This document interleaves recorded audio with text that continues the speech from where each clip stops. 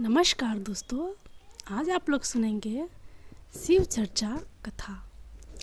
भारत के दक्षिण में स्थित देवगिरी पर्वत है, जहाँ सुधर्मा एक तेजस्वी ब्राह्मण और उनकी पत्नी सुदेहा दोनों सुखपूर्वक रहते थे।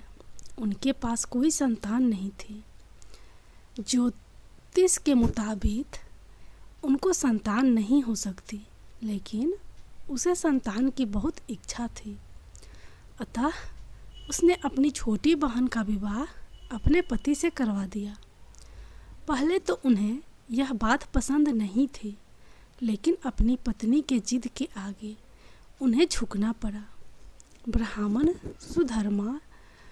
सुधर्मा पत्नी की छोटी बहन घुसमा को ब्याह कर घर ले आए। घुसमा अत्यंत सीधी सरल, सदाचारिणी और परम शिव भक्त थी। रोज 101 पार्थिव शिवलिंग बनाकर उनका पूजन करती थी। भगवान शिव की आशीर्वाद से उसको बहुत सुंदर और स्वस्थ पुत्र रतन की प्राप्ति हुई। दोनों ही बहन उस बालक से अत्यंत प्रेम करती और उसका पालन पोषण करती। इस तरह दिन बीतता गया। एक दिन सुदेहा, जो पहली पत्नी थी सुधर्मा का, उसके मन में संदेह पैदा हुआ कि छोटी बहन इस घर पर और मेरे पति दोनों पर कब्जा कर चुकी है। संतान भी उसी का है। अब यह विचार उसके मन में धीरे धीरे जगह बनाने लगी।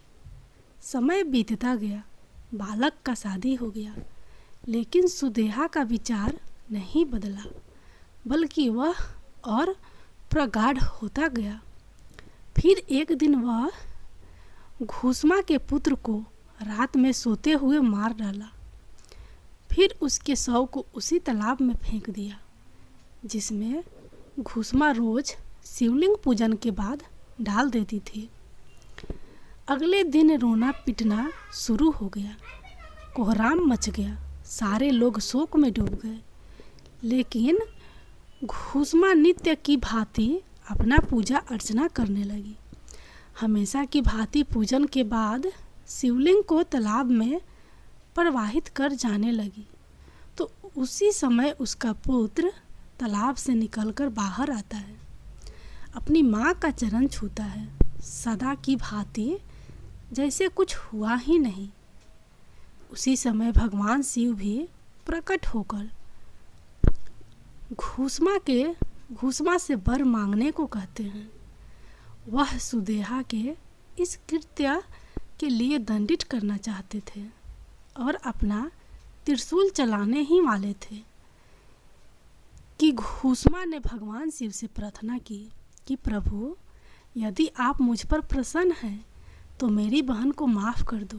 निश्चित रूप से यह एक घिनौना काम है, लेकिन आपके कृपा से मुझे मेरा पुत्र वापस मिल गया, इसलिए आप उस पर दया करें और उसको माफ़ कर दें। अगर जीवन को सही मायने में जीना है तो शिव की तरह जाओ। उनको देखकर हम बहुत कुछ सीख सकते हैं। जीवन में स्थिर रहना सीखो, जीवन में समता बनाए रखें।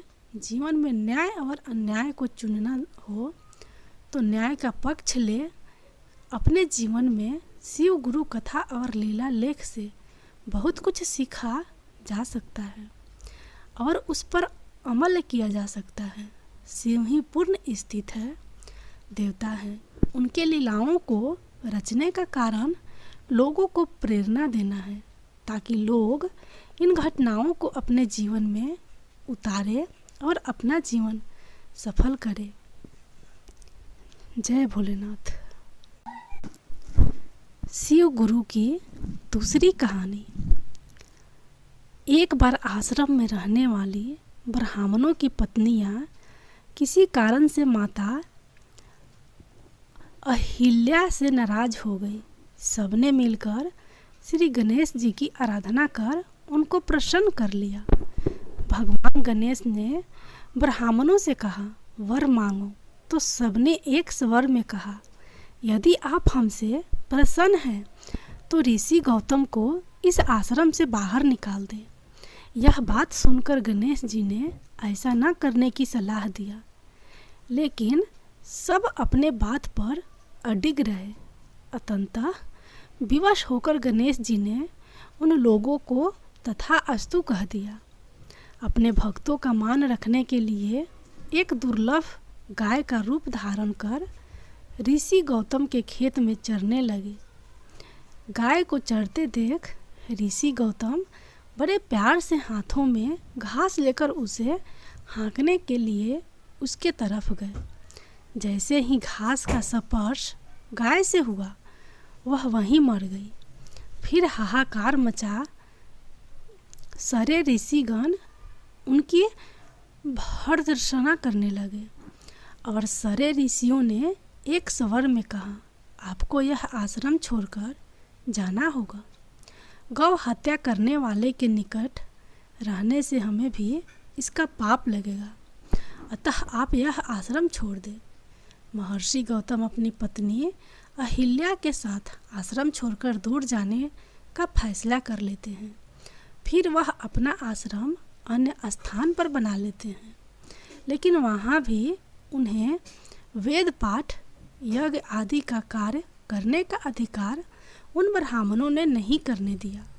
महर्षि ने बड़े प्यार और आदर भाव से कहा, आप लोग मेरे प्रायश्चित का कोई उपाय बताइए। तब उन्होंने कहा, पहला उपाय है आपको अपने पाप को सबको बताते हुए पृथ्वी का 3 बार परिक्रमा करना होगा। दूसरा उपाय है 1 महीने का व्रत करना होगा। तीसरा उपाय है ब्रह्मागिरी का 101 परिक्रमा करने के बाद आपकी शुद्धि होगी। या यहाँ गंगा जी को लोग उसमें स्नान करके 1 करोड़ शिवलिंग स्थापित करके पुनः गंगा जी में स्नान करना होगा। चौथा उपाय ब्रह्मागिरी का 11 बार परिक्रमा करो और अंत में आपको 100 घरों में शिवलिंग स्थापित कर उनको गंगा से स्नान कराएं, तब जाके आप इससे उत्तीर्ण होंगे। ब्राह्मणों के बताए सारे कर्मों को पूर्ण करने के बाद ऋषि गौतम अपने पत्नी के साथ भगवान शिव की आराधना करने लगे। भगवान शिव प्रसन्न होकर वर मांगने को कहा। उन्होंने कहा, इस पर उन्होंने कहा, कृपया आप मुझे गौ हत्या से मुक्त कर दे। भगवान ने कहा, तुम सदा समर्था से निष्पाप हो। गौ हत्या तुम्हारे ऊपर छल पूर्वक लगाया गया था। फिर भगवान ने कहा, मैं ऐसे ब्राह्मणों को दंड देना चाहता हूँ। इस पर महर्षि गौतम ने कहा, नहीं प्रभु, उन्हीं के नियमित से ही तो मुझे आपके दर्शन का फल प्राप्त हुआ है। अब आप उन्हें मेरा परम हित समझकर उन पर क्रोध ना करें, बल्कि उन्हें माफ़ कर दे। जय भोलेनाथ।